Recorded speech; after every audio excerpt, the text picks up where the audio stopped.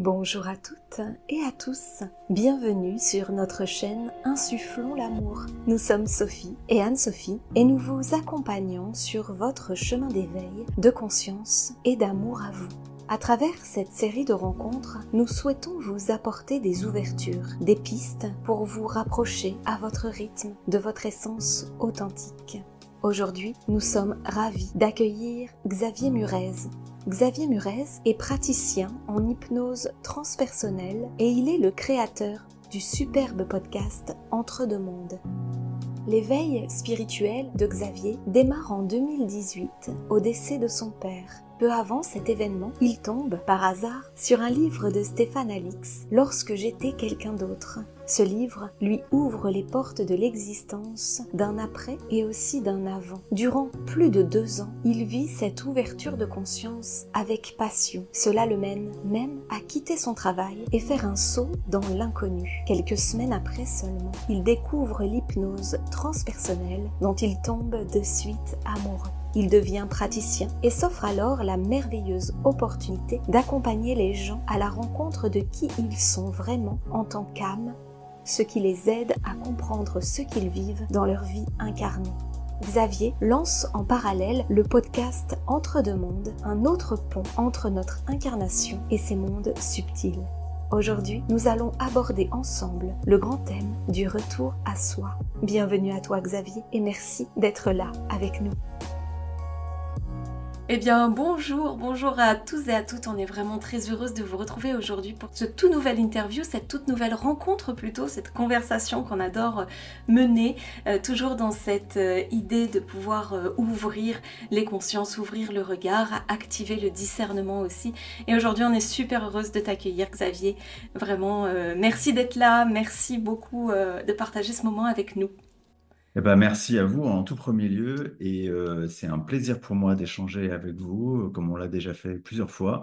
C'est un plaisir aussi de me rapprocher un peu plus des gens qui ont l'habitude de vous écouter et puis de peut-être leur faire partager ce que j'ai à leur dire sur tout un tas de sujets. Donc, je suis ravi. Alors tout un tas de sujets, voilà, on sait que souvent quand on commence à partir comme ça, on pourrait parler pendant des heures et des heures parce que c'est des sujets qui sont tellement vastes et tellement passionnants quand on arrive dans ces ouvertures de conscience.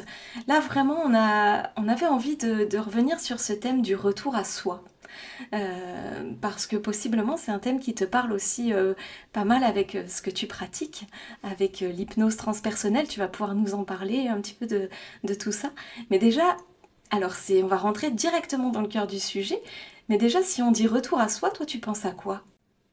Ben, en fait, tu as raison de dire que c'est un thème qui me parle particulièrement parce que pour moi, il évoque vraiment mon parcours. Comme d'ailleurs, je pense, il peut évoquer aussi votre parcours. Euh, Ça a été vraiment, c'est la manière dont je le ressens. J'étais, il y a encore quelques années, dans une activité qui n'avait absolument rien à voir avec ce que je fais aujourd'hui, dans quelque chose, on va dire, de beaucoup plus conventionnel. Et voilà, des circonstances de vie m'ont amené à m'intéresser déjà en premier lieu à la survivance de l'âme, à la vie après la mort, au travers du décès de mon père. Et ça, c'était il y a 7 ans maintenant, enfin 6 ans et demi, on va dire.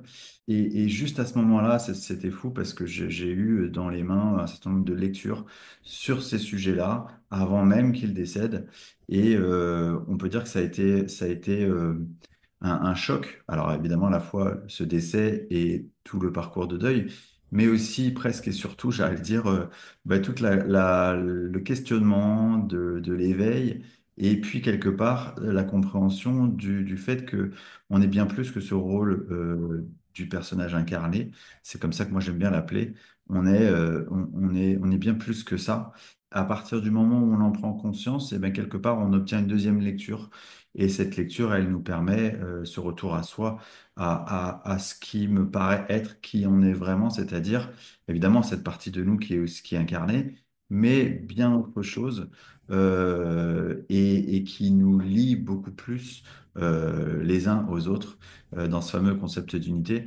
Mais voilà, c'est pour ça que ce sujet-là, il me parle particulièrement parce que moi, j'ai eu vraiment la sensation d'expérimenter sur ces dernières années progressivement, parce que ça s'est pas fait d'un jour à l'autre, cette notion de, OK, et maintenant, si je revenais à qui je suis vraiment. Ouais, merci beaucoup de partager ça. Et en effet, euh, c'est ça aussi, c'est que ça ne se fait pas d'un jour à l'autre.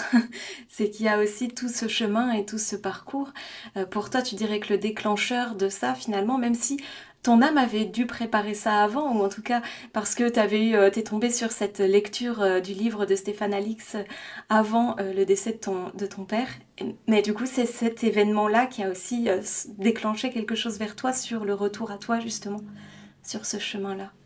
Exactement, et ce qui est assez drôle, c'est que j'ai pu l'appréhender vraiment précisément le jour où j'ai fait mon premier contact défunt avec mon père, il y a quelques années déjà de ça. Le tout premier contact défunt de ma vie, avec une médium qui est une amie, et qui ne connaissait absolument pas mon contexte de vie, ni mon père. Et mon père lui dit, à travers ce contact, écoute, il était écrit entre nous que mon départ devait être ton réveil. Et c'est tout à fait ça, en fait, tout est programmé. Alors, je suis moi personnellement conscient que, en tout cas, ces grandes étapes de vie, elles sont complètement préprogrammées par notre âme et plus largement par toutes les âmes qui nous entourent et qui concourent à ce que ce soit, voilà, parfaitement millimétré. Donc oui, c'était écrit ce parcours-là, ça devait être le choc qui amènerait eh bien, un éveil, une boulimie d'informations sur ce sujet spirituel, presque même trop, parce que ça a été, je suis passé aussi dans tous les écueils qu'on peut connaître de ce chemin de la spiritualité, où à un moment, on a l'impression de faire une petite overdose, et puis il y a trop de contenu, il y a trop de tout, tu pars dans tous les sens. Et puis à nouveau un retour vers soi, vers quelque chose de beaucoup plus simple, où je me suis dit, mais en fait, la spiritualité, c'est probablement pas que toute cette compréhension de l'après, c'est aussi cette compréhension du maintenant, en fait, de comment on vit cette spiritualité au jour le jour, comment des personnes qui ne sont pas du tout dans le monde spirituel ou dans une profession en rapport avec l'invisible peuvent être beaucoup plus spirituelles et parce qu'elles savent accueillir l'instant, la beauté de tout ce qui se présente à elles. Et puis, et c'est ça, en fait, la vraie leçon que moi, aujourd'hui, j'ai fait 7 ans après ce parcours, quoi. C'est vraiment chouette que tu puisses partager, en effet, en tout cas en exemple, cet écueil de la spiritualité. Il y en a d'autres, il y en a un tas d'autres, c'est sûr. Mais en tout cas, oui, cet écueil-là qu'on peut vivre à être tellement embarqué, et tellement investi, tellement, waouh, il y a des choses tellement énormes qui se révèlent à soi, que c'est vrai que du coup, on se plonge dedans, on a tous ces livres, tous ces contenus maintenant sur Internet. Jusqu'au moment où, en effet, il y a, on s'arrête 2 secondes et on se dit: «Mais en fait, je trouve encore un moyen, dans la spiritualité, de m'éloigner de moi-même». Exactement, mais c'est complètement ça, c'est complètement ça. Et puis, il y a un moment aussi où peut-être tu te dis, bah, j'ai tellement appris de choses que j'ai l'impression d'avoir compris les règles du jeu complètement. Et ça me déconnecte des autres personnes. Donc, je vais rejeter les personnes qui pensent pas comme moi parce que elles n'ont pas compris le jeu, quoi. Elles sont dans leur personnage. Et là, c'est clairement le piège de l'ego spirituel dans lequel c'est hyper facile de tomber, en fait. Euh, et puis, il y a aussi l'autre écueil qui est eh bien, j'ai envie de sauver le monde. Et ça aussi, je les ai tous faits, hein. Donc, clairement, il y a un moment où tu te dis, bah ouais, c'est chouette. J'ai compris que je pouvais agir sur l'énergie, sur autour de moi, et tu as envie de sauver tous les gens. Et en fait, tu comprends bien plus tard que ça marche pas comme ça. En tout cas, que c'est un fonctionnement énergétique bien plus vaste et que là, tu es encore dans quelque chose de très égotique qui est, OK, je veux de la reconnaissance parce que je veux sauver le monde, quoi. Et du coup, ça me fait rebondir sur une question. Ce que tu partages, c'est, alors je ne sais pas si la réponse est là ou pas, mais je me dis, est-ce que finalement, dans ce chemin de retour à soi, est-ce que le chemin, c'est aussi d'aller se perdre? Est-ce que c'est de passer un petit peu par toutes ces étapes-là? Est-ce que, alors se perdre, en tout cas, Enfin voilà, je sais pas, j'ai cette question qui arrive là comme ça. Est-ce que ça fait partie du chemin finalement? Ben, je pense que oui, tu vois, enfin, en tout cas, la première chose, c'est quand même qu'il y a, à mon avis, autant de parcours d'éveil que de personnes. Donc, c'est toujours difficile de généraliser, mais je pense que, en tout cas, c'est très bénéfique d'aller se perdre. De la même manière que on le dit et on le dit plus facilement avec du recul, c'est toujours plus facile enfin, c'est toujours bénéfique de se prendre des murs ou d'avoir des échecs dans la vie. Et évidemment, sur le moment, ça fait mal et c'est avec bien plus de recul qu'on y arrive à cette conclusion. Mais oui, je pense que c'était bénéfique parce que eh bien, ça te recentre toujours plus vers qui tu es, vers moi en tout cas, ça m'a recentré vers beaucoup plus de simplicité, beaucoup plus d'empathie avec tout un chacun en fait. Et cette formation d'ailleurs à l'hypnose transpersonnelle m'a aussi beaucoup aidé dans cette idée-là comprendre finalement ce que je pratique tous les jours avec les personnes que je vois, que je reçois, cette notion de l'être inestimable que j'ai en face de moi et quelque part, ça me ramène à beaucoup d'humilité. Moi, je suis juste une personne sur un chemin qui va permettre, l'espace d'un instant, peut-être à cette personne d'obtenir un autre angle de vue de ce qu'elle joue et de qui elle est, à nouveau sur cette thématique du retour à soi. Mais je suis pas plus ni moins, on est juste dans la même partie, quoi. Hmm. Et c'est cette rencontre avec l'hypnose transpersonnelle qui t'a permis de sortir peut-être un petit peu de cette effervescence de tout ce qu'il pouvait y avoir, de connaissances, d'envie aussi, parce que souvent c'est avec des belles intentions, c'est-à-dire qu'on se perd, mais en même temps c'est parce qu'on est curieux, c'est parce qu'il y a une effervescence intérieure, on a envie d'aller chercher un petit peu plein de choses. Et en effet, il y a une rencontre qui fait, alors une rencontre soit avec une personne, mais soit avec une pratique, soit avec plein de choses, qui fait que ça nous recentre finalement un peu. Ça a été l'hypnose pour toi, l'hypnose transpersonnelle? Oui, ça a été clairement, il y a eu un avant et un après la découverte de cette pratique, mais avant ça, il y a eu quand même, si je devais faire un peu l'historique, il y a d'abord donc cette boulimie d'informations, et puis à un moment, j'ai une amie qui me dit, bon, et maintenant que tu connais tout, que tu as fait toutes les sources d'informations, est-ce que tu voudrais pas commencer par pratiquer? Tu vois, changer de prisme. Et là, je dis, ah oui, en fait, elle n'a pas tort. Donc, je commence à pratiquer par moi-même. Euh, il s'avère qu'à l'époque, c'est le confinement et du coup, bah, j'ai du temps pour le faire et ça, c'est merveilleux parce que on n'a jamais de temps en fait. Sinon, dans notre vie, on court toujours après le temps. Et donc là, j'ai le temps. Donc, j'ai le temps de me poser des bonnes questions, de commencer à pratiquer. Alors, au début, du magnétisme. En tout cas, voilà, je tâtonne un petit peu. Et puis, plus je continue cette quête, plus j'avance sur cette quête, plus ça me désaligne en fait de ce que je faisais à l'époque, de mon métier et puis du sens, parce qu'il y a vraiment eu ce questionnement de la quête de sens par rapport à mon métier d'alors. Et, euh, et un jour, enfin c'était même plutôt une nuit, je fais un rêve, je le raconte souvent ce rêve parce que c'est vraiment incroyable. Donc je suis avec mon père dans ce rêve. On avance sur un chemin, on se balade, une sorte de randonnée, et on monte sur, voilà, je nous vois gravir une montagne. Lui est devant moi, il a un sac à dos dans le dos, et on arrive tout en haut, et il saute, et il déclenche son parachute, et il me dit à toi de sauter. Et moi, je regarde dans mon dos et je vois pas de parachute. Je dis, mais comment je vais pouvoir sauter? Et j'entends une voix, une sorte de voix off, qui me dit, eh bien, saute et on t'envoie le parachute après.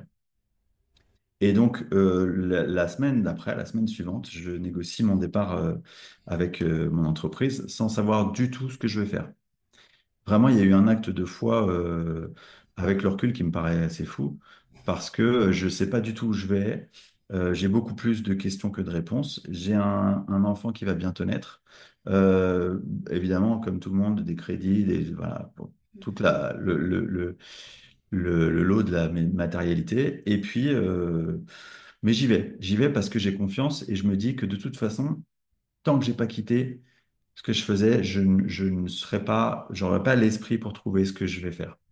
Et 3 semaines après, jour pour jour, je tombe sur une vidéo de présentation de l'hypnose transpersonnelle. Et là, c'est un coup de foudre, c'est même plus qu'un coup de foudre. C'est la seule et unique fois que je ressentirai probablement ça dans ma vie. Tout mon corps exulte, j'ai l'impression d'être électrifié parce que je sais que c'est pour moi, en fait. Il y a aucun doute à ce moment-là, mais c'est tellement évident, c'est tellement limpide que je me dis, mais ça y est, quoi. Tout s'assemble. Et j'appelle, je me rappelle, la vidéo elle doit durer 2 heures. Au bout de 20 minutes de vidéo, j'arrête, j'appelle donc Séverine Barbier qui m'a formé à l'hypnose transpersonnelle et je m'inscris à la formation. Pour moi, c'était une évidence, mais il y a pas photo, quoi. Et effectivement, donc je me suis formé quelques mois après. Et, dès le premier moment où j'ai passé la porte de cette formation, je me suis dit, ben, voilà comment je veux donner du sens à ma vie, en fait. C'est c'est beau, ça vibre beaucoup ce que tu racontes, il y a vraiment cet acte de foi. Et, et ça, je pense que c'est important que les gens l'entendent aussi, que les personnes qui nous écoutent entendent ça aussi, qu'il y a un moment donné, c'est simplement, bah ouais, là tu t'es jeté dans le vide, quoi, Ouais, complètement. complètement. Et, et sans savoir pourquoi, enfin pourquoi, il y a quelque chose que tu ressentais sûrement à l'intérieur, sans savoir comment ça allait se passer, mais c'était une évidence, c'était comme ça. Et finalement, ce que j'entends, c'est que là, toi, tu as fait pleinement confiance et ça résonne avec notre histoire aussi finalement parce que c'est aussi ce qui s'est passé pour nous. Et on rencontre d'autres personnes qui nous racontent aussi finalement un petit peu ce saut dans le vide aussi de se dire mais à un moment donné on y va quoi. Et je pense que c'est intéressant pour les personnes qui nous écoutent et qui sont accrochées et qui sont agrippées et qui ont toute la légitimité aujourd'hui et tous les protecteurs qui sont là, qui font qu'ils sont encore agrippés. Mais je crois que ça donne vraiment un petit coup d'élan, une respiration pour dire allez, c'est possible et ça s'ouvre. Il y a quelque chose qui s'ouvre. Ce que je rajouterais sur le sujet, c'est que il se trouve que j'ai eu beaucoup de chance parce que, évidemment, ce genre de changement de vie, c'est des projets communs, donc c'est des projets à deux et des projets qui embarquent la famille. Et j'ai eu la chance d'être accompagné de Laurence, donc de ma femme, qui m'a dit dès le premier jour, écoute, moi je veux qu'on soit heureux. Donc si toi tu n'es pas heureux dans ce que tu fais et si tu sens que ce chemin, même si tu sais pas où tu vas, il t'appelle, on y va, on fonce.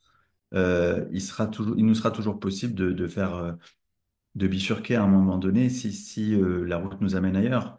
Mais on y va parce que de toute façon, je veux pas qu'on le regrette en fait.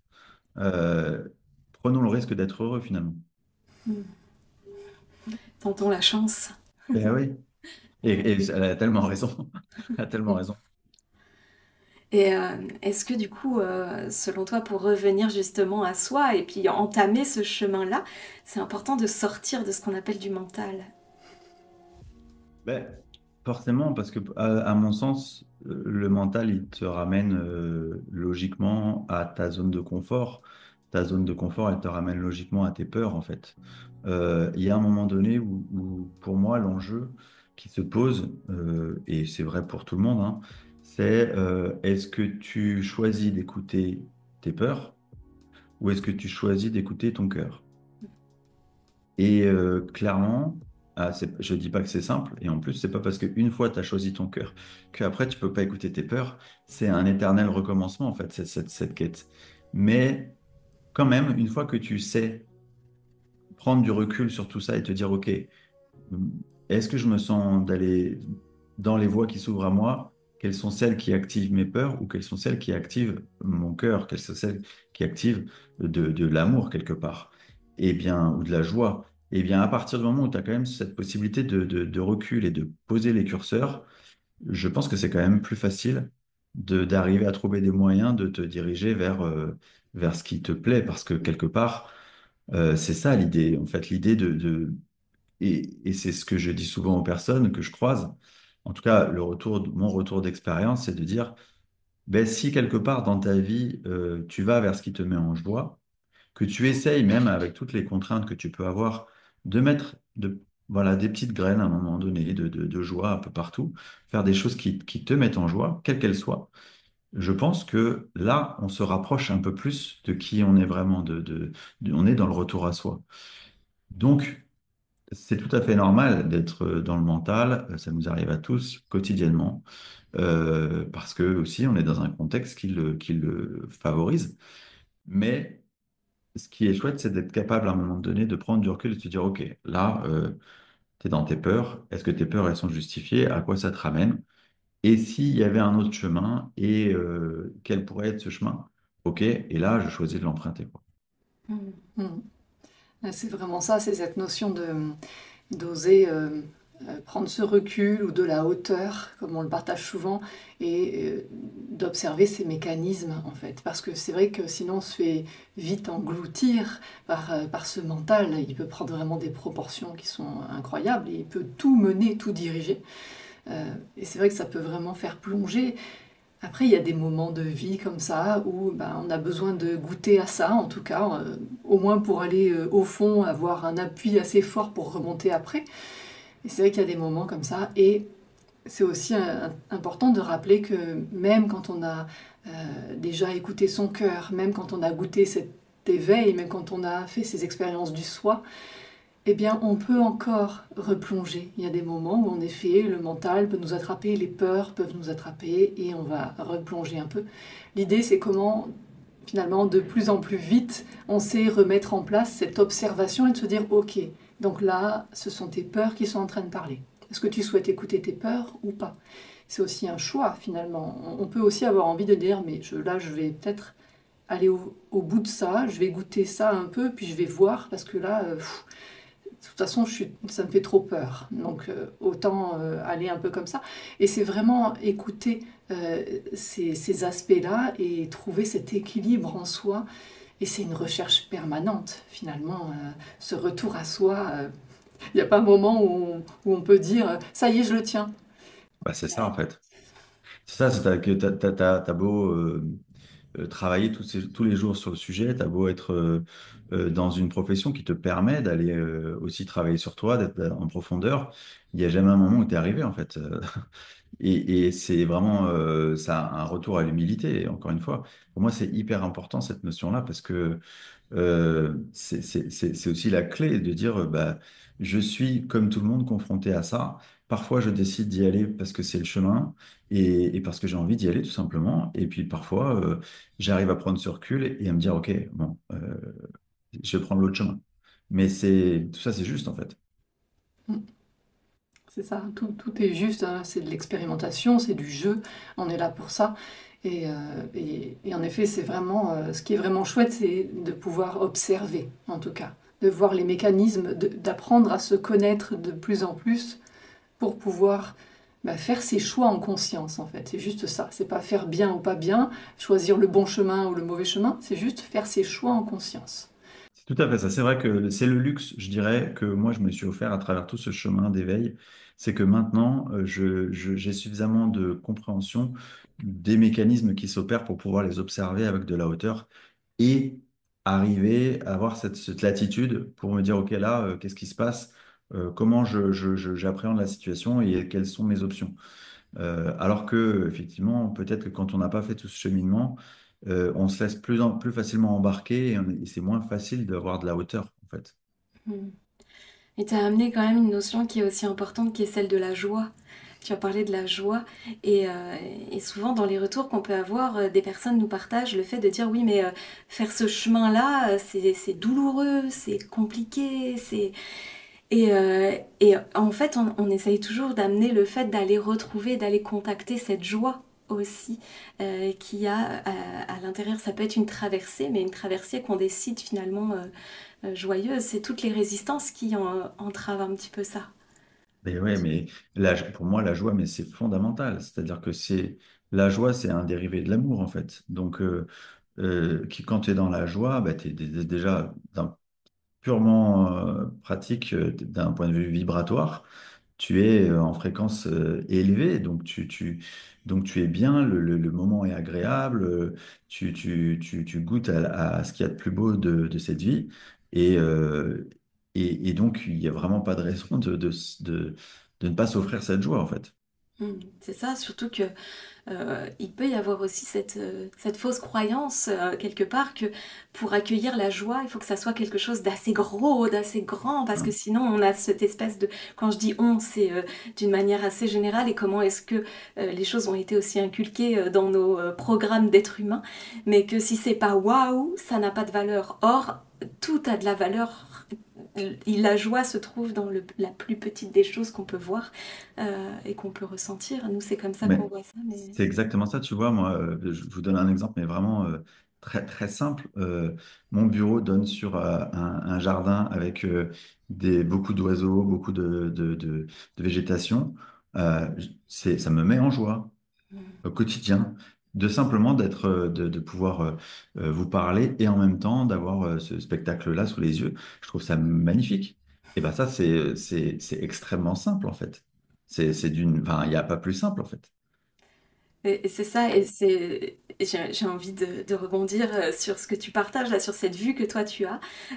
Nous, là, à notre gauche, on a un balcon, et sur notre balcon, qui est fait de carrelage, hein, il n'est pas du tout avec de la végétation, pour l'instant en tout cas, et il y a une toute petite plante qui a poussé entre le rebord du balcon et le carrelage, et qui est là vraiment parce qu'elle a choisi d'être là et qu'elle a décidé d'être là, et à chaque fois on s'extasie devant en se disant waouh, c'est juste magnifique.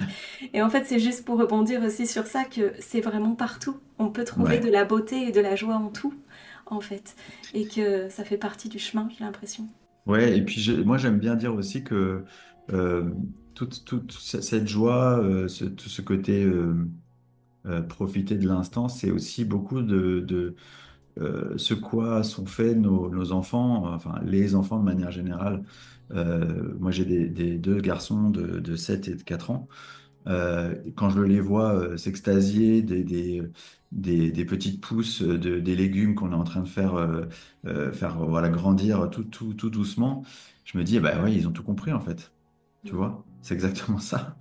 Et souvent, je trouve que, d'ailleurs, c'est aussi ce que m'avait dit mon père dans ce tout premier contact défunt. Il m'avait dit, tu sais, le monde de l'autre côté, le monde subtil, c'est un monde qui est beaucoup plus proche des enfants qu'on a été que des adultes que nous sommes devenus. Parce que c'est un monde qui est extrêmement lumineux, extrêmement tolérant, extrêmement joyeux, extrêmement libre. Et en fait, c'est toutes les caractéristiques de ce que sont capables d'être nos enfants, tant qu'on les a pas conditionnés. Et, euh, et j'aime bien cette idée, moi. J'aime bien cette idée de retour à l'enfant et de cette notion aussi d'enfant intérieur dont on parle souvent et sur lesquels il est un peu difficile de mettre des concepts parfois. Mais en fait, c'est tout simple, c'est reviens à la simplicité de l'enfant que tu étais. Mm. Ouais. Et tu vois ce que tu partages sur l'enfant. Nous, c'est quelque chose on a notre fille maintenant qui a 11 ans, donc on commence à être plutôt dans la préadolescence, mais bon, voilà. En tout cas, il y a eu toute une période où quand même il y avait toute cette manière tellement simple de vivre les choses, et toujours on disait, mais avoir un enfant comme ça sous les yeux, c'est un vrai maître. Et en plaisantant, on disait un mètre, des fois 1,20 m, 1,50 m, mais un maître. Et, euh, et tu vois, c'est vraiment ça. Et pour nous, ça a été quand on a compris tous ces aspects-là, ça a été très porteur aussi pour accompagner dans l'hypnose transpersonnelle, puisque au début, notamment au moment du pré-talk, quand on préconditionne avant la transhypnotique, je sais que tu sais ce que c'est, mais c'est pour les personnes qui regardent. Y a vraiment ce partage où on leur dit, en fait, l'idée c'est de redevenir un enfant. Et vous vous extasiez de tout, vous êtes émerveillé de tout, et surtout, vous êtes dans cette pensée profonde que tout est possible. Tout peut arriver, à tout moment. Et oui, peut-être là, au coin de la rue, il y aura une licorne. Bien sûr. Et peut-être derrière, il y aura un dragon. Et peut-être on va retrouver... Voilà. Et d'être vraiment dans le tout est possible. Et ça, c'est vrai que ça libère, en tout cas pour les moments de transe. Parfois, on le répète dans la transe et ça libère beaucoup. Et ça, c'est une vraie ressource. Et je crois que c'est un trésor inestimable que d'être en mesure, en tant qu'adulte, de contacter la joie. Alors ça, je pense que c'est une clé qui est juste énorme. Cela dit, je tiens aussi à préciser que cette joie, eh bien, c'est pas simplement un état d'esprit où je suis né comme ça, c'est pas simplement ça, c'est ça s'entretient en fait. Ça s'entretient et ça se travaille, c'est un vrai choix qu'on fait en permanence, de voir le verre à moitié vide ou à moitié plein. Ça, c'est vraiment quelque chose qui est essentiel de comprendre ça. Et en effet, cette joie, c'est comment je la contacte dans tous les petits moments du quotidien, Ouais. pas Et juste puis, quand je fais quelque chose d'extraordinaire. c'est pas une joie qui est feinte, c'est-à-dire que ça suppose pas un effort. C'est pas je suis joyeux parce que je montre un masque de joie. Non, non, c'est bien plus profond que ça. C'est arriver à trouver cette joie dans les toutes petites choses du quotidien, comme tu disais. Par contre, petite parenthèse, si tu continues à parler avec ta voix hypnotique, tu vas me faire partir parce que moi, je pars très vite, hein. Je ne fais pas exprès, c'est ma voix naturelle. Et ben justement, ça m'amène à une question sur cet état modifié de conscience qu'on peut avoir dans l'hypnose et dans les méditations et tout ça. Est-ce que passer par cet état modifié de conscience, ça aide à aller recontacter justement son soi, à aller revenir à soi, à cette authenticité qui est là? Oui, moi, je suis persuadé que c'est le cas, hein. C'est le cas. Je trouve, alors je vais vous partager deux anecdotes qui me concernent moi en tant que consultant. Ma toute première séance, avant même d'avoir été formé à l'hypnose transpersonnelle, donc à l'époque, moi je suis vraiment dans le mental plus, parce que ça a toujours été mon profil. Euh, et puis je commence une séance donc avec Séverine et j'arrive dans un espace où déjà je vois rien, j'entends rien, il se passe rien. Je me dis, oh, bon, ça y est, t'as raté ton expérience, t'es trop nul. Voilà, vous imaginez. Ouais. Et en fait, au bout d'un moment, je m'aperçois que dans mon corps, quand même, il se passe quelque chose. Je ressens quelque chose, je ressens de l'angoisse, du stress, une boule au ventre. Et puis progressivement, le temps avance enfin, je commence à avoir d'autres ressentis. Je vois ce qui se passe autour. Donc, je vois que je suis un homme très peu vêtu, très costaud, très poilu. Bon, évidemment, c'est pas moi. Enfin, c'est pas moi sur le moment. Et, euh, et puis, cette sensation, cette boule au ventre, elle va m'accompagner pendant toute l'exploration de cette vie, où je suis un homme très anxieux, toujours dans le contrôle mental, et toujours très anxieux qu'il arrive quelque chose à mes proches. Ce qui va finir par se produire, puisqu'il va y avoir un incendie dans notre village et quasiment tout le monde va périr. Donc, à l'époque, ma femme et mon fils. Et je finis cette vie un peu désespéré, je me laisse mourir hein, parce que j'ai plus envie de vivre concrètement. Et là, je sors de cette scène, je me vois sortir du corps. Et à partir du moment où je sors du corps, il y a les sensations que j'ai, les sensations physiques, changent, mais alors radicalement. D'un coup, il y a une sorte de sérénité qui s'installe, de joie, d'apaisement. Et en fait, j'ai l'impression de revenir à un état que je connais déjà mais qui est mon véritable état. Tu vois, je recontacte avec quelque chose qui est vraiment qui je suis, en fait. Et je m'en rends compte en l'expérimentant, en me disant, mais ça, c'est un truc que je connais. C'est un sentiment que je connais. Voilà, c'est quelque chose que c'est comme si c'était mon état naturel. Et ça me fait vachement de bien. Donc déjà, ça m'a laissé une empreinte assez folle. Et donc, je me forme à l'hypnose transpersonnelle et 2 mois après, et donc, c'est juste après, hein. Je fais une autre séance, à nouveau en tant que consultant, pour la certification. Et il se trouve que, bah, comme j'ai fait une séance 2 mois avant, j'ai absolument aucune attente. J'y vais en mode, on verra bien, on accueille. Et je me retrouve dès le début de l'induction. La dernière fois, je vous ai dit, hein, je voyais rien, il se passait rien, c'était vraiment, j'étais en lutte avec mon mental. Là, je lâche prise, mais complètement.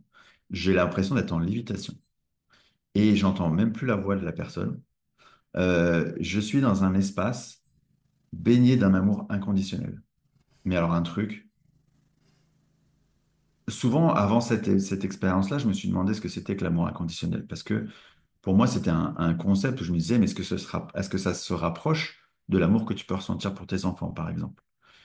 Et je comprends là que pas du tout, en fait. C'est beaucoup plus libre. C'est un amour total, d'une confiance totale, d'un bien-être absolu, qui est empreint de zéro peur, rien du tout.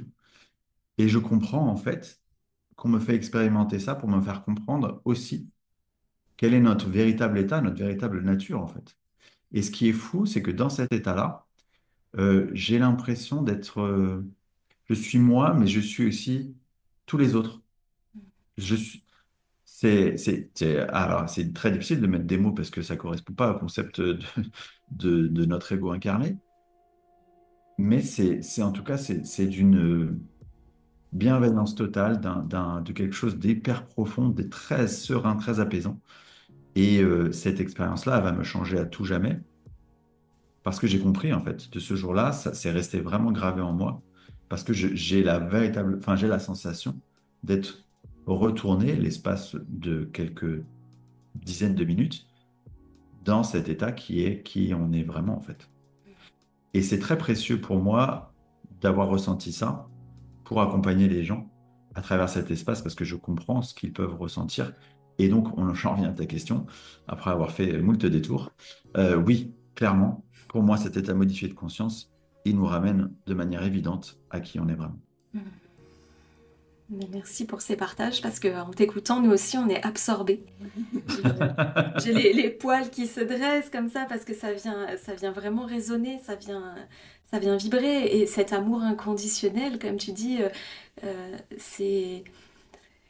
En effet, on s'imagine pas à quel point... Enfin, ce que c'est quand on n'a pas touché finalement cet espace-là. Euh, je vais dire se toucher du doigt, mais toucher du cœur, toucher de l'âme, toucher de... Voilà. Et... Et donc, je suis sûre que là, les personnes qui écoutent vont se dire waouh, waouh, mais il faut qu'on fasse des séances d'hypnose transpersonnelle. Alors voilà, est-ce que toi, t'as des personnes justement aussi qui viennent te voir en hypnose transpersonnelle pour faire des séances et qui sont dans soit dans des résistances comme ça, puis d'un seul coup, tu sens que ça débloque comme ça. Qu'est-ce que tu peux nous dire par rapport à ton expérience? Ce qui est assez magique, je trouve, avec cet outil, c'est que on a beau venir avec des attentes, avec des questions précises, en fait, on va accueillir ce qui est juste pour nous au moment où ça va se passer.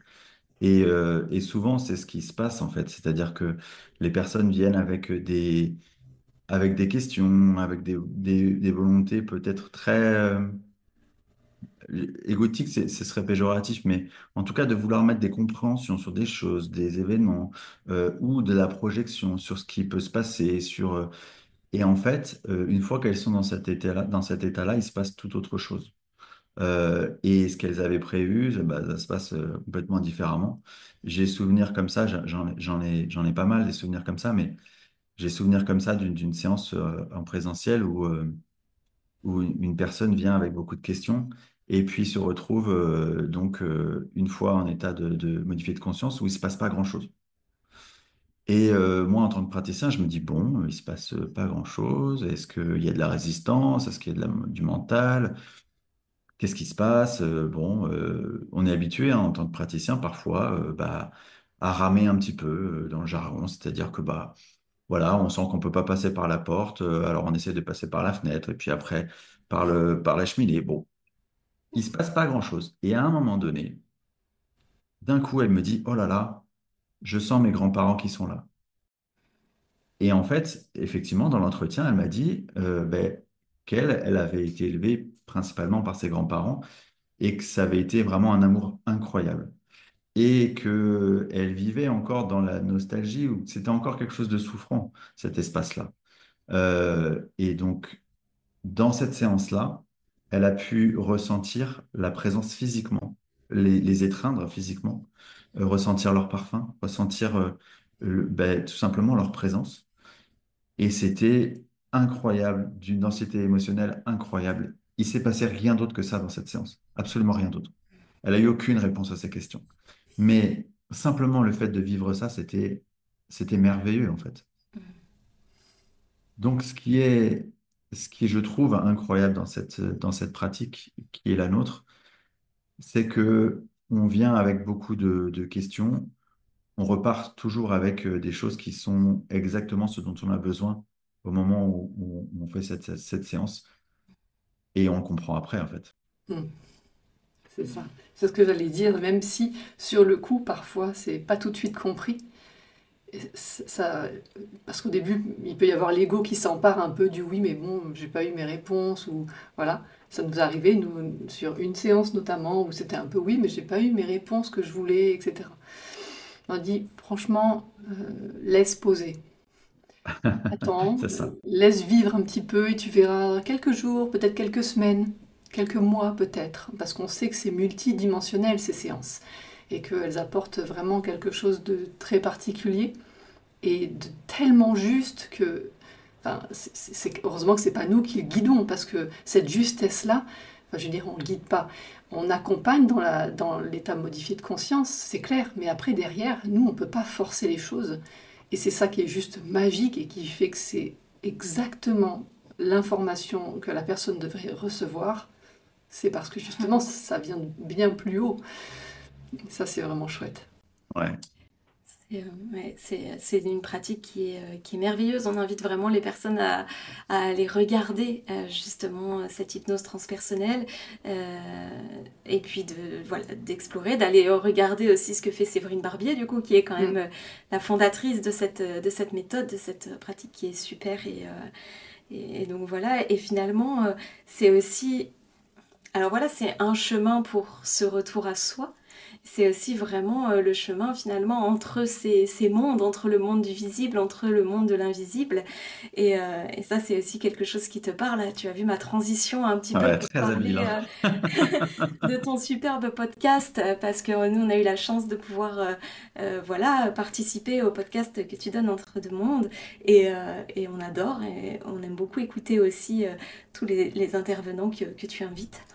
Et, euh, et du coup, il y a aussi, à chaque fois dans ces messages-là, finalement, dans ce qu'on entend, peu importe les thèmes, il y a toujours ce retour à soi qui est là. Il y a toujours ce chemin-là. Alors là, tu as entendu plein de témoignages, toi, dans ce podcast-là, si tu veux nous en parler un petit peu.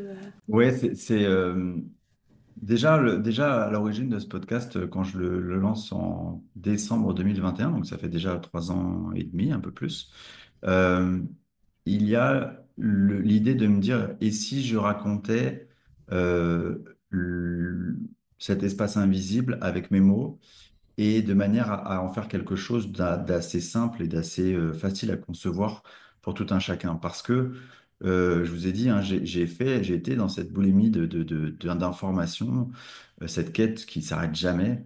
Et à chaque fois, je trouvais, enfin souvent, je trouvais que ces thématiques étaient expliquées de manière assez complexe et inutilement complexe quand je comprenais en fait que c'était assez simple en fait.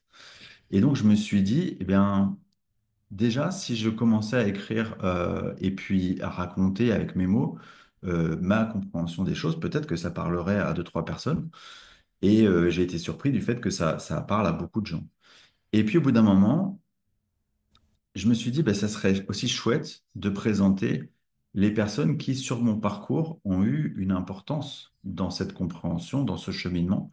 Et donc, bah, tout naturellement, j'ai commencé à interviewer bah, par exemple, des personnes avec qui j'ai été formé en hypnose transpersonnelle, comme Amalia, ou la première personne qui m'a fait mon contact défunt, cette médium que j'adore, qui est une amie qui s'appelle Fanny.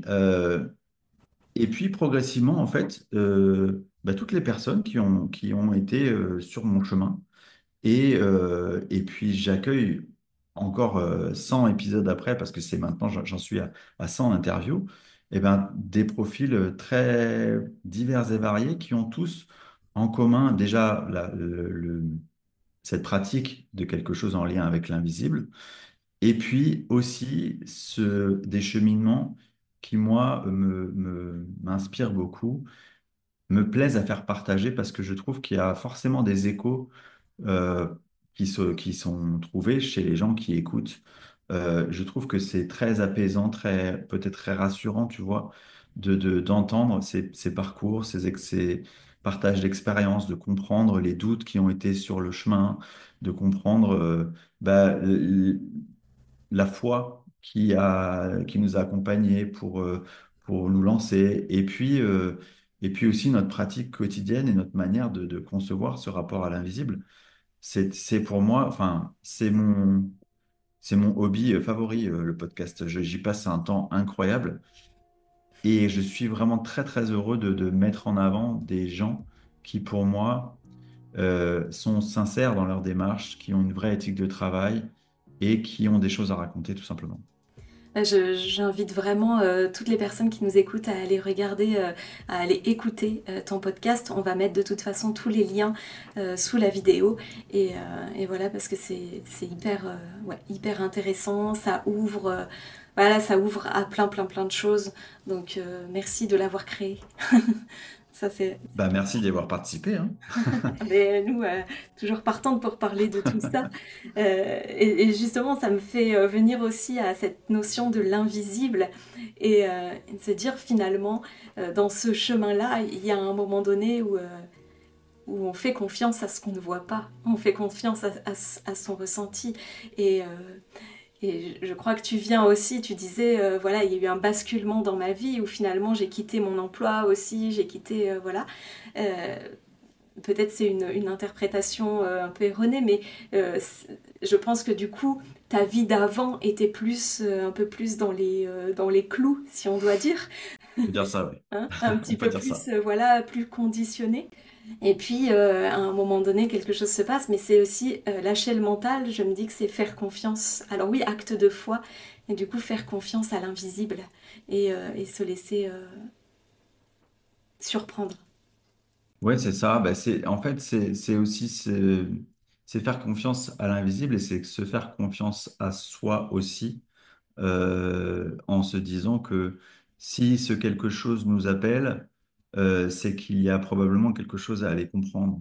Donc, y aller avec confiance, en gardant un discernement, hein, c'est-à-dire pas s'engouffrer complètement et puis tout lâcher du jour au lendemain comme ça, d'un coup, sans avoir vraiment pris le temps de comprendre pourquoi ça nous appelle, d'avoir fait ce cheminement, de laisser infuser tout ça. Moi, il y a eu effectivement ce saut dans l'inconnu, mais ce saut dans l'inconnu, il est précédé de beaucoup de temps, de quelque part de compréhension, de quête personnelle, de philosophie de vie, de plein d'autres éléments qui viennent et qui me poussent un jour à faire ce saut. Mais c'est un processus qui est très long. Il faut aussi accepter de vivre toutes les étapes de ce processus avec les étapes sympathiques et les étapes moins sympathiques. Mm.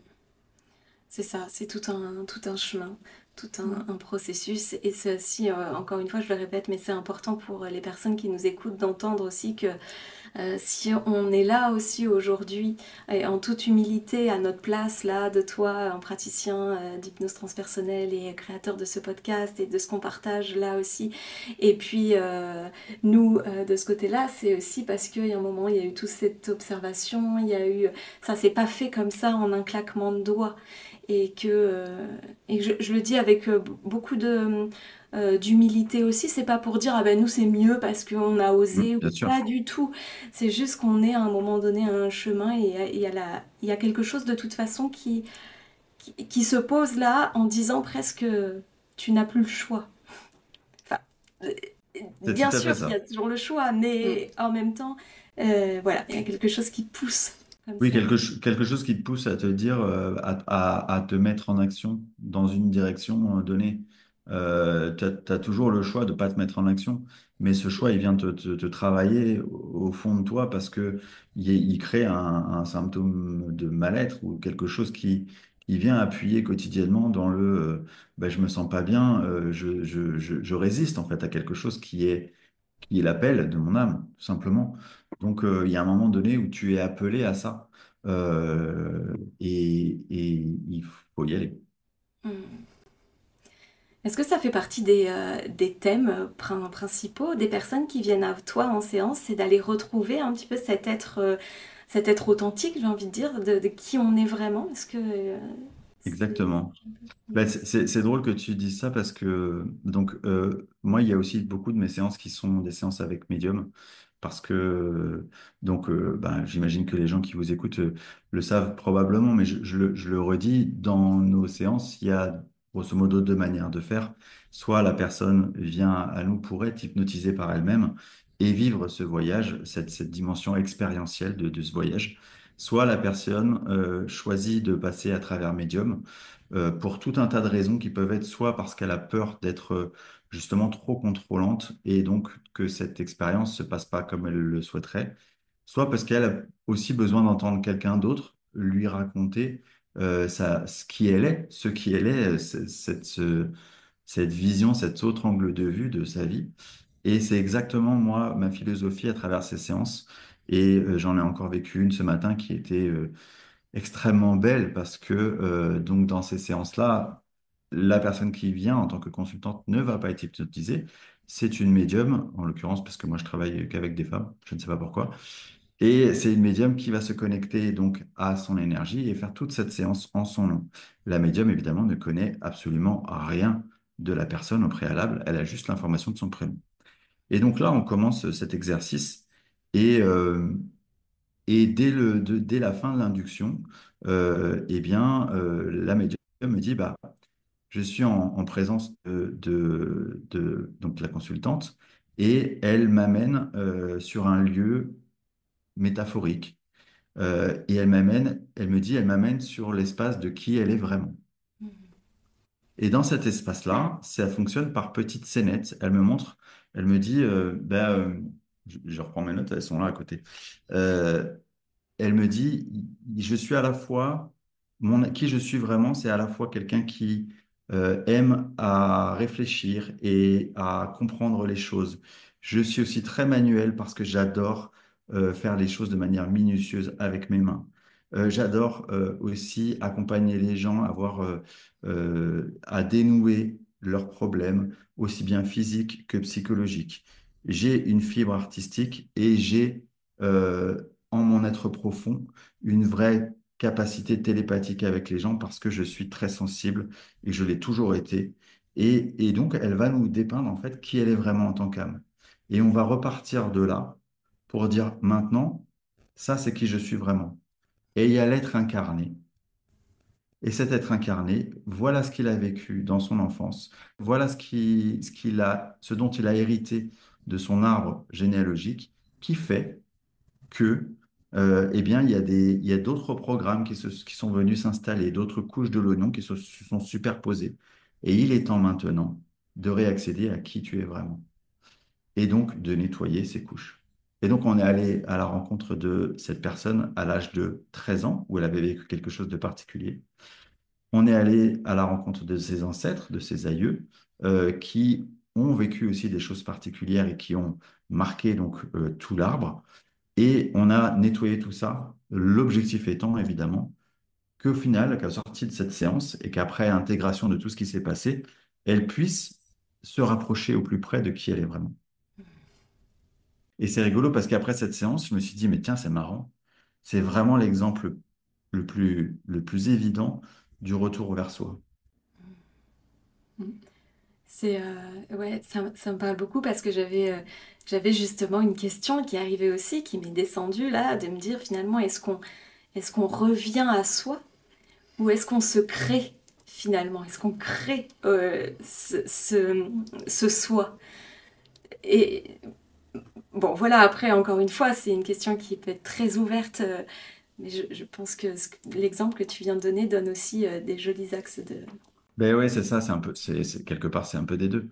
Mais en tout cas, ce que je peux dire, c'est que c'est toujours très rassurant pour les personnes de se reconnecter à cette notion-là et surtout de l'entendre dire d'une personne qu'elles ne connaissent pas parce que, eh bien, souvent, les profils des personnes que je vois, c'est des gens qui ont beaucoup de ressentis, qui ont beaucoup déjà peut-être d'intuition de qui ils sont, de ce qu'ils ont vécu, de comment ça les a marqués, tout ça. Mais ça reste au niveau du ressenti et il y a une partie d'elle qui leur dit, Ouais, mais si tu te racontais pas un peu cette histoire parce que ça t'arrange de te raconter cette histoire. Et, euh, et, c- et donc c'est toujours très apaisant pour elle d'entendre une personne qui ne les connaît pas du tout venir leur dire, mais non, tu as raison en fait. Ce que tu as perçu de qui tu étais, c'est exactement ça. Regarde, tu vois, je me suis connecté à ton âme et ton âme me dit elle-même que tu es comme ça, que c'est ta vibration. Ça, ça, ça doit faire, enfin ça doit, on le sait parce qu'on l'a expérimenté aussi, mais, euh, mais en effet ça fait beaucoup de bien. Et je disais ça doit faire beaucoup de bien parce que je pensais à ta consultante justement qui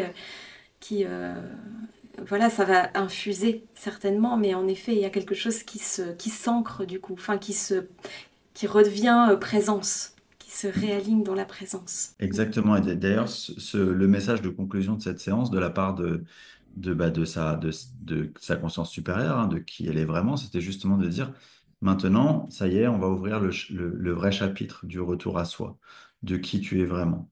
On en termine avec les blessures de l'enfance, les blessures de l'arbre, toutes ces tâches que tu devais porter et qui devaient t'accompagner dans ta construction de qui tu es dans cette vie incarnée. On termine ce chapitre, on ouvre une nouvelle page du retour à toi. Donc ça devrait être prescrit en fait, tout le monde devrait. Oui, En tout cas, aujourd'hui, dans le monde dans lequel on vit, et justement où il y a plein de choses qui changent, il y a plein de choses qui se modifient, on voit bien que ce qui était peut-être juste il y a quelques années en arrière, juste parce que ça permettait d'arriver à un chemin, voilà, aujourd'hui, il y a enfin, il y a plein de choses à changer, il y a plein de choses à revoir. C'est en cours, on est pleinement dans cette phase-là, ce qui peut amener d'ailleurs une espèce d'effet un peu chaotique voilà, entre plein de choses, tout ce qui bouge. Mais je pense que voilà, pour les gens qui nous écoutent aussi, euh, d'entendre que ouais, c'est important de s'offrir ce cadeau-là, quoi. De hmm, s'offrir parce que c'est pas seulement je m'offre un cadeau et même si nous on dit toujours la personne la plus importante pour toi c'est toi. C'est-à-dire que ça doit d'abord passer par soi pour voilà aller en effet guérir, apaiser tous ces êtres en soi qui peuvent être un petit peu blessés ou traumatisés par des événements. Mais en venant se faire ce cadeau à soi finalement, ça vient œuvrer sur l'humanité et bien sur sûr, tous ces changements-là. Et aujourd'hui, je crois que c'est quelque chose d'important aussi. Euh, bien sûr. parce que Complètement, je suis tout à fait d'accord avec toi. Ça doit résonner déjà avec une quête personnelle. Mais bon, si les personnes nous écoutent aujourd'hui, c'est que déjà, à mon avis, il y a des chances qu'elles soient sur ce chemin. Euh, Ne pas tomber dans le syndrome du sauveur, où on voudrait quelque part amener toutes les personnes en souffrance dans sa vie à vivre ce type d'expérience, parce qu'il faut être aussi prêt à entendre ces messages, et tout le monde ne l'est pas. Il faut avoir cette volonté de quête personnelle, cette envie du retour à l'intérieur de soi, d'aller comprendre tout ce qui a été vécu. Chacun vit à son rythme, c'est son parcours. Et tout le monde n'est pas en mesure d'aller se confronter à ça.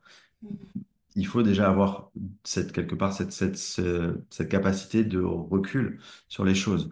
Mais, euh, mais une fois qu'on l'a vécu, une fois qu'on s'offre ce cadeau-là, je pense que ça nous offre le luxe d'un autre regard sur notre vie et d'un autre regard sur la vie de manière générale. Et ça, c'est quand même très apaisant. Oui, comme tu le dis, c'est très apaisant et même si parfois, en effet, il y a beaucoup de personnes qui viennent en séance et qui ont déjà une intuition, il y a quelque chose comme ça qui se relie quand même plus ou moins consciemment à sa boussole intérieure, à son guide intérieur. Eh bien, ce qui est sûr, c'est comme on le dit toujours, ça fait tellement de bien d'avoir des validations sur des choses comme ça qu'on percevait, c'était un peu nébuleux, et on se dit oui, je crois que voilà, avec tout le mental qui agit dessus, ça fait du bien d'avoir des validations et c'est vrai que ça permet de rebooster un petit peu dans ce mouvement justement d'ouverture et d'accueillir qui on est véritablement. Et, et très clairement, dans cette période là de l'humanité qui est en grand changement, en grand chamboulement, où on n'est pas loin d'aller dans ce chaos, en tout cas il commence déjà à se pointer dans plein d'endroits, eh bien, vivre un chaos quand on s'est relié à son soi, à sa nature, à son authenticité, c'est quand même bien plus facile que quand on est déjà loin de soi et qu'en plus on voit qu'autour de soi, ben, il y a tous les repères qui bougent, qui s'effondrent et qui sont mis à mal. Ben, finalement, c'est une vraie aide de savoir qu'à l'intérieur de soi, on a un pilier en fait, où on peut vraiment se tenir, se dire ok, je sais, je commence à savoir qui je suis. Je sais qui je suis, c'est un peu grand, mais en tout cas, je commence à comprendre qui je suis. Et là, déjà, ça permet de lâcher un petit peu et de moins se focaliser sur cet extérieur qui Oui, est en grand mouvement. Et sincèrement, c'est une bénédiction qu'il soit en mouvement. Ça peut faire peur, voilà, ça amène plein de choses, mais c'est une bénédiction parce que ça veut dire que, il y a quelque chose de nouveau qui va pouvoir se mettre en place. Donc c'est parfait que ce soit un peu chaotique. oui, c'est vrai, je suis complètement d'accord. Ça, c'est probablement un chaos nécessaire, même si c'est très difficile parfois d'y être confronté. Mais effectivement, y être confronté en ayant cette compréhension et cette capacité de recul, de regard, d'un autre regard, c'est quand même beaucoup plus facile que pour les personnes qui n'ont pas cette possibilité. Mm. C'est vraiment aussi accueillir, j'ai envie de rajouter ça parce que je sais que j'ai lu ça dans pas mal de commentaires là sur notre chaîne YouTube où le commentaire c'était un peu de dire ah là là j'ai fait une expérience du soi, j'ai connecté avec mon âme, ma conscience supérieure, enfin voilà, j'ai fait voilà, une rencontre un peu divine avec mes guides et maintenant je n'ai de cesse que de vouloir regoûter à ça. Et en attendant, en fait, bah, je suis pas bien, quoi. Je n'attends que ça. Et c'est vraiment dans cette conscience que ces expériences du soi, elles sont magnifiques parce qu'en effet, comme toi tu le partageais, ça t'a apporté des messages, ça t'a permis de mettre en route tout un changement de vie, il y a eu tout ça. Par contre, c'est des ressources, c'est-à-dire que c'est des points comme ça sur le chemin qui sont des ressources auxquelles ben voilà, on reconnecte son cœur, on se remet en lien. Je suis sûre que tu fais ça quand tu penses certainement à ce rêve avec ton papa et tu te dis ok, voilà, il y a cette ressource-là. Euh, Seulement, après, il y a la vie sur Terre. Et il faut incarner sa vie sur Terre. Et faire ses pas et continuer de faire des erreurs et continuer de faire des erreurs, des expériences. Faire des expériences et puis apprendre. Et puis voilà. Mais ces moments-là, tant qu'on est sur Terre, en tout cas, quand on retournera d'où on vient, bon, bah voilà. Mais tant qu'on est sur Terre, c'est vraiment les prendre comme une ressource. Hmm. Pas un point à atteindre absolument et en permanence. En tout cas, voilà, c'est comme ça Ben que ça, moi je c'est, le tu vis. vois, on a commencé cet épisode en parlant de, des écueils comment dire, du parcours d'éveil spirituel. Ça, c'en est un, complètement, hein, de se dire, une fois qu'on a goûté à ça, quelque part, on veut y rester connecté et on oublie que on est sur cette terre pour vivre cette matérialité, pour vivre cette incarnation avec tout ce que ça comporte. C'est pas parce que on s'est connecté à ces espaces-là, qu'on a goûté à cet amour inconditionnel, par exemple, que on est exempté de vivre toutes les expériences douloureuses, des épreuves ou des choses de tout un chacun. En fait, on vit exactement les mêmes vies, les mêmes expériences. Simplement, on s'est reconnecté à ces ressources qui nous permettent d'avoir un autre accueil de toutes ces expériences. Peut-être pas à très court terme, parce que très court terme, parfois, on peut être en colère ou triste, et c'est OK. Mais par contre, juste après, se dire, OK, là, il s'est passé ça, mais je me rappelle que tout ça, c'est qu'un jeu. Je me rappelle que, voilà, de tout ce que j'ai déjà expérimenté, de cette sérénité. Voilà, ça pose quelque chose. Mais n'oublions pas les règles du jeu, n'oublions pas qu'on est aussi là pour vivre cette incarnation de manière très ancrée sur cette terre, avec tout ce que ça comporte. Et ça, pour le coup, avoir des enfants, voilà, je pense que vous pensez la même chose, vous l'expérimentez. Avoir des enfants, ça vous rappelle tout de suite à l'ancrage, l'ancrage à la vie, à la vie incarnée. C'est sûr que ça nous raccroche bien ici, dans C'est l'ici ça, et maintenant, et c'est dans le ça. quotidien aussi, et dans l'organisation du quotidien, et dans tout ce que ça fait que de vivre ici son expérience sur Terre, et que en effet, par moments, bah, peut-être qu'il y a beaucoup de graines de joie, mais que parfois il y a des graines d'agacement, il y a des graines de fatigue, il y a des graines de colère, il y a des graines de tout ça. Et pour autant, comme tu dis, c'est un choix de ne pas les laisser pousser. En fait, il Mm. peut y avoir ces graines-là, mais après, c'est est-ce que je souhaite les planter dans mon jardin et puis les arroser pour qu'elles poussent, ou est-ce que finalement je souhaite autre chose dans le jardin? Pour autant, on peut tout à fait les accueillir et de dire, ok. C'est ça, et puis c'est aussi de voir tu vois, quand tu es confronté à des gens, tu vois, où tu croises des gens qui sont dans ces colères-là, et c'est aussi de se dire, OK, je ne les juge pas, ils sont dans leurs émotions, ils vivent quelque chose, ça, c'est en rapport à eux. C'est leur truc, j'ai pas besoin de m'imprégner de ça, en fait, j'en ai pas besoin.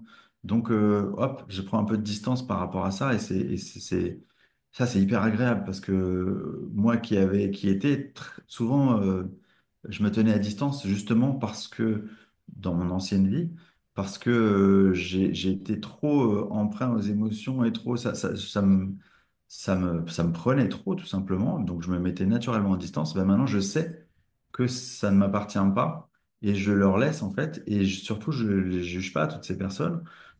C'est OK, c'est leur expérience. C'est pas mon expérience. Moi, j'ai choisi de pas me faire submerger par ce type d'émotion-là. C'est ça, mais C'est toujours une affaire de choix, Mm. finalement. Ouais. C'est vrai que c'est un apprentissage, hein, comme tu le C'est ça. dis, Ah ouais, cette sensibilité, quand elle est là, c'est vraiment un apprentissage que d'en faire une force. Il y a tellement de personnes qui viennent nous voir en disant je suis hypersensible et tout de suite on leur dit non, tu es super sensible. Déjà, c'est un super pouvoir. c'est Voilà, pour ça. l'instant, tu le mesures peut-être pas, mais voilà, on va faire en sorte que ça devienne un super pouvoir parce que c'est Et ouais. vraiment beau. C'est vraiment très très beau et l'humanité a grand besoin de ça. C'est pas pour rien qu'il y a de plus en plus de personnes qui sont très sensibles, super sensibles. Et donc ça c'est juste magnifique. Et dans tout cet accompagnement, je sais que souvent le petit rappel c'est de dire, parce qu'il y a avec cette hypersensibilité, supersensibilité, il y a souvent ce mouvement aussi de sauveur du monde qui est là et qu'on comprend bien. On est passé par là, nous aussi, on sait ce que c'est. Et du coup, c'est vraiment de rappeler que euh, quand tu te mets dans cette posture-là de vouloir porter un poids d'une personne, non seulement tu l'aides pas, parce que cette personne, si elle a ces poids-là à transcender, ça lui appartient et vraiment c'est important, et surtout, tu vas l'empêcher de réussir ça toute seule. Mm. Tu vas l'empêcher de se prouver à elle-même que le défi là qu'elle a devant elle, elle peut le transcender. Donc en fait, c'est pas un cadeau que tu lui fais. Hein, on croit, mais finalement, non. C'est peut-être même une dette karmique que tu te colles. Parce qu'on y va un peu fort. Évidemment, ça ne se joue pas comme ça, mais parfois on vient un peu bousculer comme ça pour dire, voilà, on lâche l'extérieur, puis surtout, quand on regarde bien à l'extérieur ce qui se passe et qu'on veut aider partout, partout, on oublie la personne essentielle quand même sur le chemin, c'est soi-même. Donc voilà, je sais qu'il y a beaucoup de séances comme ça où on vient un petit peu piquer comme ça pour dire non, non. Écoute, je n'ai qu'un seul mot à dire, Amen. Et la cape de sauveur du monde, quand on a des enfants, elle n'est pas évidente à Ah, lever toujours. Mais du coup, comme on disait tout à l'heure, c'est des petits maîtres. Donc, on parle vraiment, parfois j'ai envie de dire, on parle pas tant d'éducation, mais d'élévation. Ils nous élèvent autant qu'on peut les élever. Et voilà, c'est vraiment quelque chose d'important. Et je vois toujours ce temps qui passe et moi j'ai envie de discuter encore et encore et encore. Parce que je trouve ça vraiment passionnant. Mm. Juste, je sais qu'il y a des personnes qui ont peur parfois de revenir à elles. Tout simplement parce qu'elles se disent, mais qu'est-ce que je vais trouver? Si je reviens à moi, qu'est-ce que je vais trouver? Dans ce qu'on a partagé, j'entends, et j'ai presque, en même temps que je te parle, c'est cette réponse qui m'arrive de me dire, mais finalement, tu vas trouver de l'amour. Euh, mais toi, est-ce que tu as un message par rapport à ça à faire passer à ces personnes-là qui auraient peur de retourner, d'aller voir un peu? mais en fait, tu as vraiment tout dit parce que pour moi, quelque part, l'essence de qui on est vraiment, si on remonte le plus haut possible, on a tous la même. tous la même, c'est cet amour, en fait. C'est ça. C'est ni plus ni moins que ça. Donc, le seul risque qu'on prend dans ces séances, c'est de se reconnecter à de l'amour. Donc, ça va. En termes de risque, on a vu pire. C'est, en fait, pour moi, c'est un petit peu, si tu veux, notre mission commune. Tu sais, on parle souvent des missions de vie. D'ailleurs, moi, j'aime pas trop ce terme-là, parce que qui dit mission dit un peu injonction, dit je rate ou je réussis. Alors qu'en fait, c'est pas du tout ça l'idée. C'est qu'est-ce qu'on vient expérimenter sur cette terre. Et j'ai la sensation vraiment, plus j'avance dans mes séances, plus j'avance dans mon parcours, qu'on vient tous avec une mission commune, on va dire, qui est de nous rapprocher au plus possible durant notre incarnation de cet être, de qui on est vraiment, et de nous y rapprocher grâce à l'amour, parce que l'amour est fondamentalement qui nous sommes vraiment. Donc, c'est exactement ça notre métier de praticien en hypnose transpersonnelle, c'est de permettre aux gens de leur offrir cette possibilité d'aller se reconnecter à cette essence. Et quand on se reconnecte à ça, eh bien, il y a, voilà, c'est que du positif, évidemment. Donc, souvent, les gens ont peur de se dire, oui, mais si je me confronte à quelqu'un que j'ai été, qui n'a pas forcément été sympa dans d'autres vies, qui a fait ça. En fait, c'est possible, mais tout ça, on le voit avec un tel regard de hauteur et d'analyse que finalement, c'est très secondaire parce que on comprend au-delà de tous ces jeux que c'est justement une pièce de théâtre, que c'est justement un terrain d'incarnation et que ce terrain d'incarnation, il est là pour nous ramener à cette essence. C'est vraiment très simple. Donc le mot de la fin, ce serait quoi? D'y aller? Bah, d'y aller, mais d'y aller si vous vous sentez appelé, évidemment. Sûr. Mais il y a plein d'autres manières de revenir à soi. Moi, je pousse jamais à la consommation parce que je veux que les gens ils se sentent d'aller là où ils veulent aller.